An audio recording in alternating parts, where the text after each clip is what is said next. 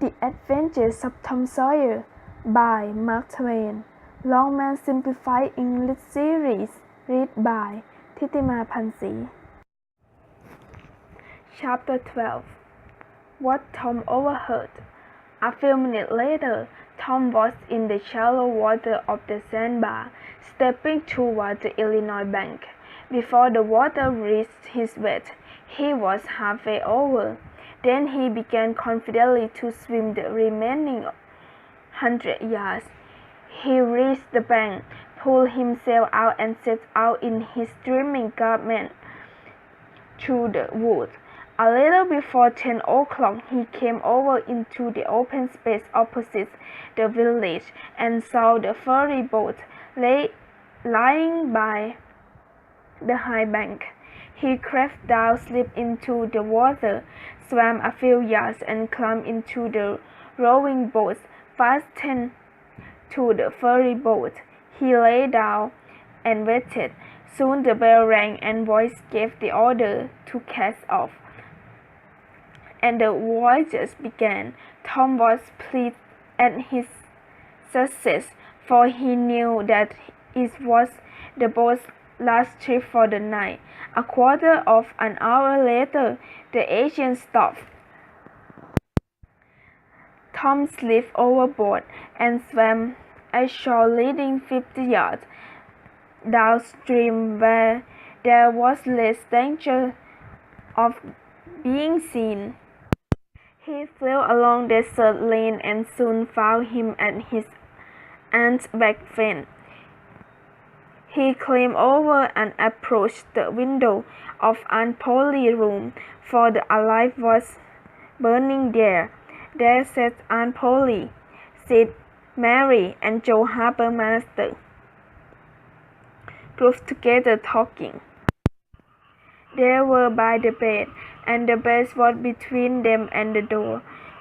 Very slowly Tom pressed open the door, trembling every time it creaked.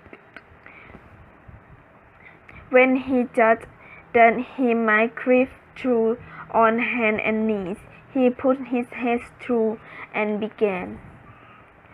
"Why is the candle burning so badly?" said Aunt Polly. Tom hurried up. "Why does the door open when I believe? Sid, go and shut it." Tom disappeared under the bed just in time. "But as I was saying," said Aunt Polly, "he wasn't bad, only mischievous. He never meant to do any harm, and he was the best-hearted boy that ever lived." She began to cry. "My Joe was the same. He was full of monkey tricks, but always unselfish and kind. I whipped him for taking that cream, forgetting that I threw it out myself because it was sure. It's heartbreaking to think that I'll never see him again in this world. Never, never, never. Poor, ill-treated boy." Mrs. Harper wept bitterly. "I hope Tom is happier where he is," said Sid. "But if he'd been better in some ways," said Tom, knew that the old lady's eye flashed, although he could not see them. "Don't say a word against my Tom, now that he's dead. Oh, Mrs. Harper, I don't know how to give him up. I don't know how to give him up. God gives and God takes away. But it's so hard. Oh, it's so hard. Only last Saturday my Joe made me jump with one of his noisy tricks, and I struck him. If he could do it again, I'd take him in my arms and bless him for it." Yes, I know just how you feel, Mrs. Harper. Only yesterday my Tom filled the cat full of painkiller, and I did think that the Creator would tear the house down and God forgive me, I slapped him, poor boy, poor dead boy, but he out of all his trouble now, and the last words I ever heard him say were to blame me. In this memory was too much for the old lady, and she broke down entirely. Tom was crying now, and more in pity of himself than of anybody else.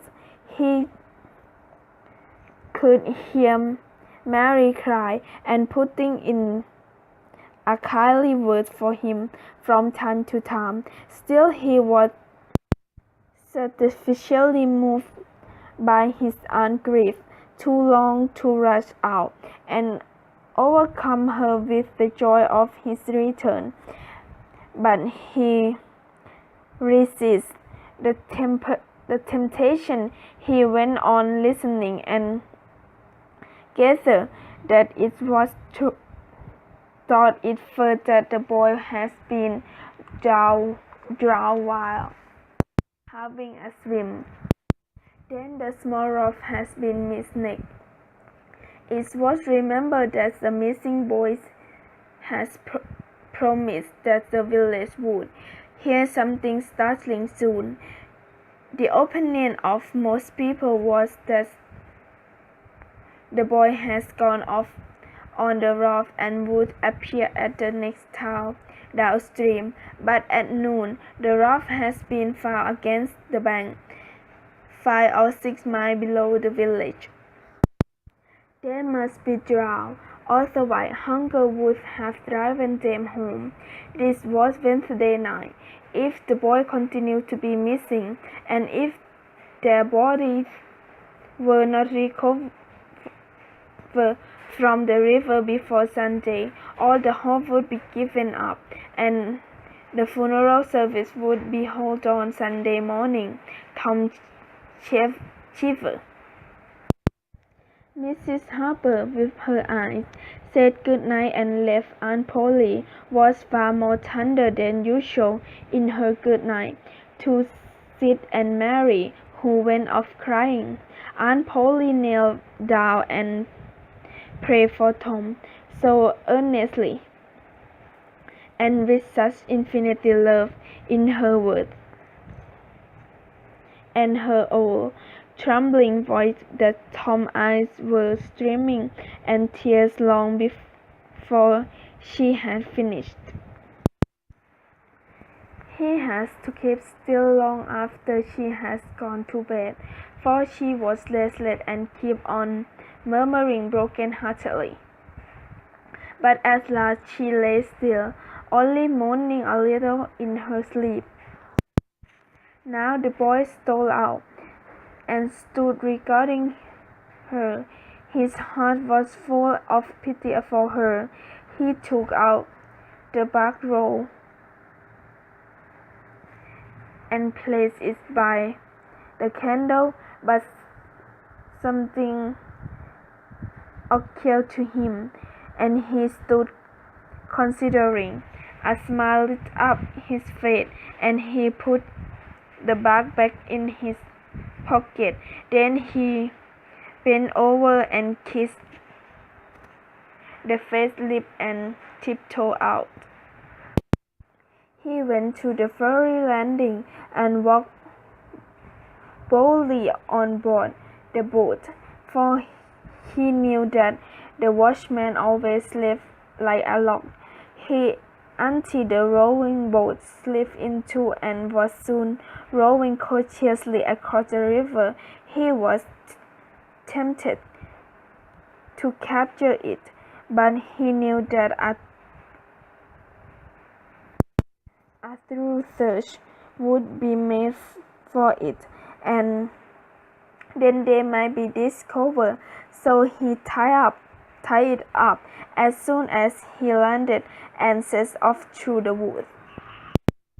It was broad daylight before he found himself opposite the island sandbar. He rested until the sun was well up and turning the surface of the great river into gold, and then entered the water. A little later he pushed, dripping on the edge of the camp. "No, Tom's straight," he heard Joe say, "and he'll come back. He won't desert." He knew that would be shameful for a pirate, and Tom too proud for that sort of thing. But I wonder what's he doing? "Well, the things are out, aren't they?" "Nearly, but not quite, Huck. The writing said that they are if he's not back for breakfast." "Which he is!" exclaimed Tom, stepping grandly into camp. A splendid breakfast was soon provided, and Tom described his adventure. They were a vain and boastful company of heroes. When the tale was finished, then Tom hid himself away to sleep till noon, and the other pirates got ready to fish and explore.